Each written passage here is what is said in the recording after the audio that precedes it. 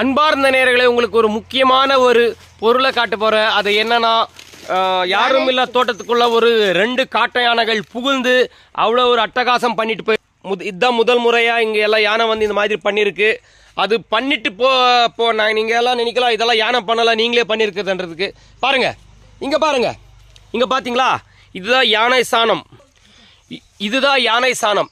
இந்த யானை சாணத்தில் அவ்வளவு மருத்துவத்தன்மை இருக்கிறது.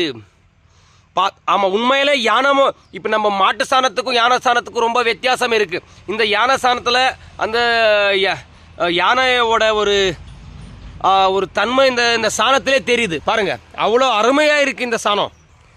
இந்த சாணத்தை எடுத்துகிட்டு போயிட்டு நம்ம வீட்டில் வச்சுக்கலாம். வீட்டில் வச்சுட்டு புகை போடலாம்.